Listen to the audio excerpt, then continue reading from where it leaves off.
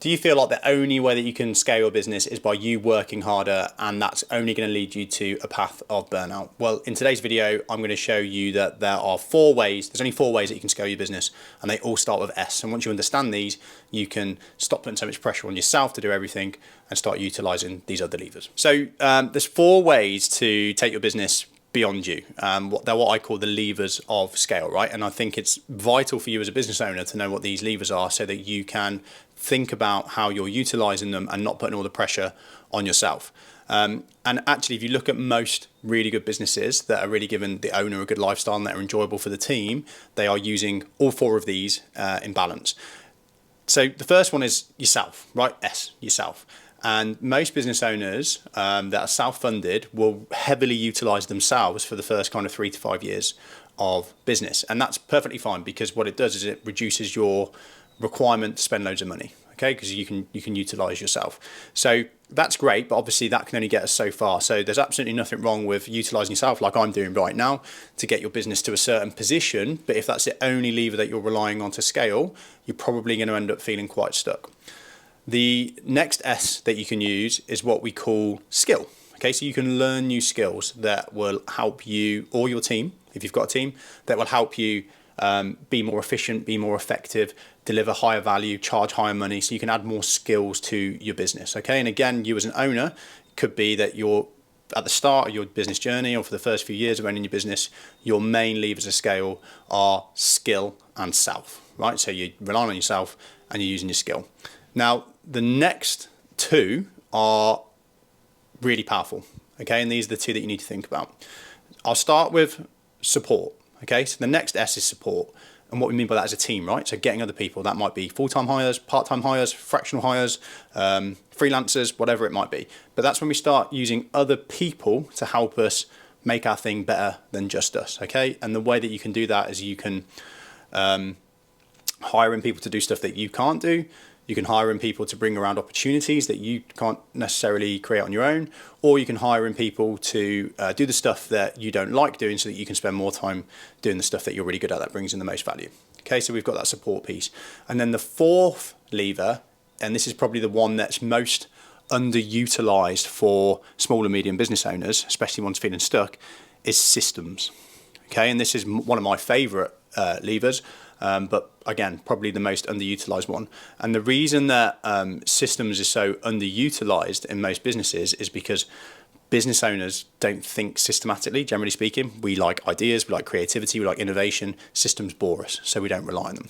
Now, the problem is that without systems, that other stuff can't work very well. So you might have a team in place, you might have support, but then you might actually find that your team's taking up more time than what they're freeing because you've got no systems in place.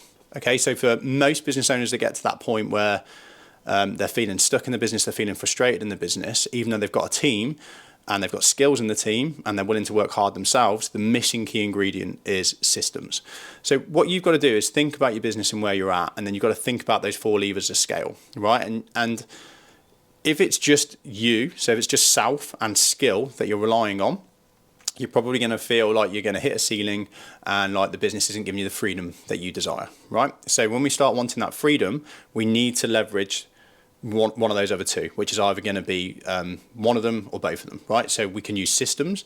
There's a guy called Justin Welsh, who's very popular on LinkedIn, who's got, I know he does have support because he uses freelancers, but he's basically a one-man business, and he makes really good money. Like he's well over 7 figures, very profitable, obviously because he's not hiring a team, but he's really good with systems, right? So he's got himself, he's got his skills, and he's got really good systems that enables him to really leverage his business beyond him and beyond his time because he's using those systems. But for most of us, we're probably going to want to get support and wrap that with systems. Most of the business owners that I work with have got a team. They're working hard. They've got a good, well-established business, but they feel like the team are reliant on them and the business is still reliant on them and they can't move past that point. And the missing lever to that is systems. So have a look at your business, have a think about where you're at, and then think about how well are you leveraging those 4 different levers. And I'd be willing to bet that a lot of the time, people watching this video, the one that you're probably missing is systems. Now, what do we actually mean by systems? Well, a system is just a process. So a list on a piece of paper could be a system. And when I joined the military, the British Army, our onboarding process was basically working through pieces of paper with checkboxes on them. So they don't need to be fancy. You don't need to use software to build up systems, right? It's just getting into this mindset of thinking, how can I make this thing that's already happening happen again without me being there? And then you're building a system, right? So I'll give you an example.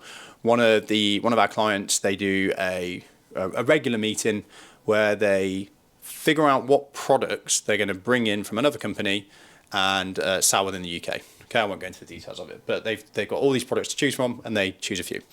And I did some work with them, looked at this meeting, and looked at the process they were following.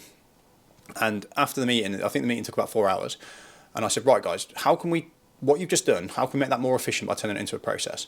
Every decision that you've made to choose those products is driven by a rationale, right, an algorithm. And all we've got to do is just figure out, well, what's driving those decisions, and then build a flow chart. So we basically established about 6 criteria that they were using to get to rationally get to choose these products that they were choosing, right? And then we turned it into a flow chart. That reduced the length of that meeting from 4 hours to 1. Okay, and that is a lever of scale. So they went from this process that they've been doing for a long time, that was taking 4 hours, reducing that by, I don't know what the percentage is, but down to 25% of what it was originally, right? So that's what we've got to do. And for you as an owner, right, it's just thinking about what can you do that could be turned into a process, or what do you do that could be turned into a process that somebody else could follow? And it normally starts with your admin tasks, right? So you can systemize your admin tasks. There's things you're doing that are just, they don't require any creativity or a high level of knowledge, right? And that's why one of the best hires that we can normally do earlier on is admin, because it's really easy to systemize that and process it. And the other good thing about getting a good admin or a good VA or a good EA is that they can actually help you build these systems. So think about your business, think about what it needs to do think about what it needs to, what kind of goals you need it to hit for you to be happy with your business. And then think about, okay, what other levers of scale can I use beyond me and skill to get it to where it needs to be? And if you've got a team in place and you're thinking that, or you're frustrated with them because they're not taking enough initiative and taking enough self-accountability, you need to wrap systems around them. If you are struggling with people, what I want you to do is just check in the description of this video. There's a video called, a link to our site called The Fraction Integrators. And on that, we've got the Owner Freedom Formula video. It's a free video, it's 20 minutes long. And what that does is it shows you the exact systems that you need to make your team run your business without you. It's not complicated, it's not rocket science. It's a little bit difficult to implement because it changes your mindset and it requires your team to have a different mindset, but it's actually relatively straightforward to follow. So you can go and watch that video on the site. But ultimately, remember that your business has to work for you. It has to make you happy. If it's burning you out, if it's making you feel tired, if it's making you feel trapped, that's got to change, right? Because business owners want freedom. They deserve freedom. You work hard to get your business to where it is. So think about how you can use these 4 levers to make your business a win-win for you, your team, your clients, and your bank account.